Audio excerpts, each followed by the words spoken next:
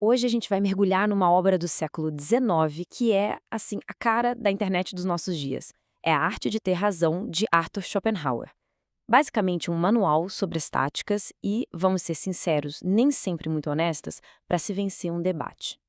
Pois é, nesse nosso mundo de hoje, né, com tanto debate caótico online, tanta discussão acalorada, aquela necessidade constante de defender um ponto de vista, as ideias do Schopenhauer acabam parecendo mais atuais do que nunca. O que ele nos dá é um olhar bem cínico, mas, vamos combinar, bastante realista sobre o que de fato acontece quando as pessoas entram numa discussão. E olha só essa citação do prefácio do livro. Ela resume tudo, né? A obra do Schopenhauer foi escrita lá em 1830, mas parece que ele previu esse campo de batalha que virou a rede social. A verdade? A verdade muitas vezes fica para depois. Então, fica essa pergunta no ar, que é a questão central do Schopenhauer. Ele basicamente nos faz pensar. Para a maioria das pessoas, a resposta é, sem dúvida nenhuma, a segunda opção. A questão não é descobrir o que é certo, mas sim garantir que a nossa posição saia por cima. E é por isso que o Schopenhauer não enxergava o debate como, sei lá, uma busca conjunta pela verdade. Nada disso. Para ele, era uma esgrima intelectual. Pensa nisso.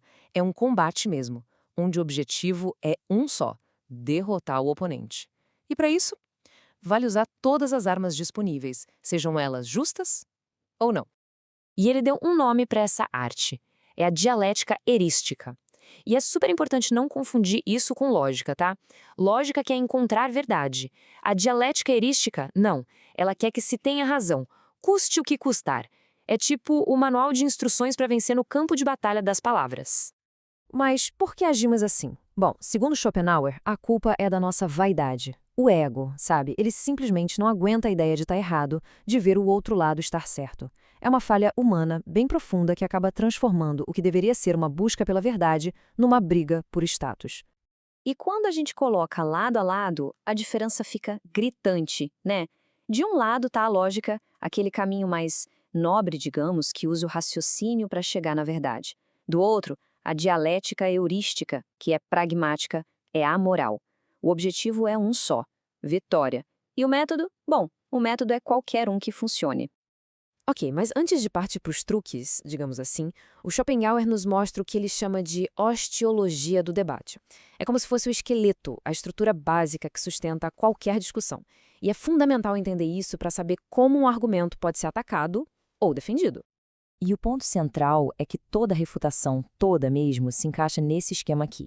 O ataque pode ser ad rem, ou seja, direto na substância do argumento, na coisa em si, ou pode ser ad hominem, que é quando se ataca a pessoa que está argumentando. E aí tem dois caminhos. A refutação pode ser direta, quando se mostra que as premissas são falsas, ou indireta, quando se mostra que a conclusão da pessoa levaria a um completo absurdo. Beleza. E agora, a gente chega no coração da coisa, os estratagemas. Schopenhauer listou 38 táticas. E muitas delas são bem desonestas, viu? São usadas para vencer o debate a qualquer custo. Vamos dar uma olhada em algumas das mais conhecidas e poderosas. Vamos começar pelo primeiro, o estratagema número 1. É um clássico e eu aposto que vai soar bem familiar. A ampliação. Hoje em dia, a gente conhece mais como o argumento do espantalho. A tática é simples. Pega-se o que o oponente disse, dá uma distorcida, exagera um pouco, e aí ataca-se essa caricatura que foi criada, em vez do argumento de verdade. E por que funciona? Porque é muito mais fácil derrubar um espantalho de palha do que um oponente real, né? Agora vamos pular para o estratagema número 8. Esse aqui deixa a lógica totalmente de lado e foca nas emoções. A ideia é puramente psicológica, provocar a raiva no oponente. Por quê? Porque quando alguém está com raiva, a capacidade de raciocinar com clareza, vai lá para baixo. Uma pessoa irritada comete erros, ela se expõe, perde a vantagem e acaba virando um alvo bem mais fácil. Certo, agora o número 32. Esse aqui, nossa, parece que foi escrito ontem, pensando na nossa polarização atual. A categoria odiosa. A tática aqui é basicamente rotular para descartar.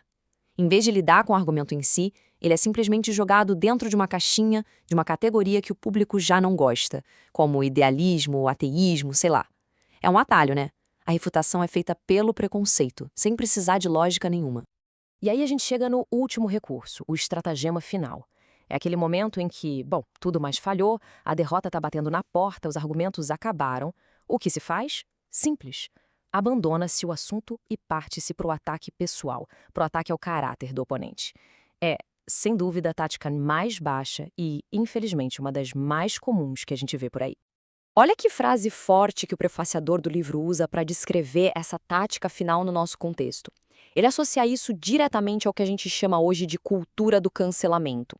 O objetivo ali não é mais refutar uma ideia, é destruir a pessoa que teve a ideia. Então, fica a pergunta, né? Quer dizer que o Schopenhauer escreveu um manual para ensinar a ser desonesto? Bom, não é bem por aí.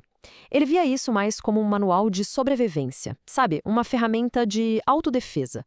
Porque o verdadeiro valor desse livro, no fim das contas, não é aprender a usar esses truques, é aprender a reconhecê-los. Entender como essas táticas funcionam é o primeiro e mais importante passo para a gente poder identificar e neutralizar quando alguém tenta usar elas contra nós. E essa citação do próprio Schopenhauer deixa bem clara essa natureza de faca de dois gumes do negócio, né?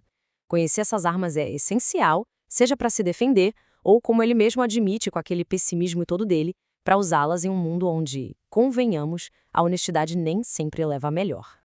E com isso, fica a reflexão final. Agora, conhecendo esses truques todos, como muda a nossa forma de enxergar os debates? E, mais importante, de participar deles? A escolha do que fazer com esse conhecimento, no fim das contas, bom, essa de cada um.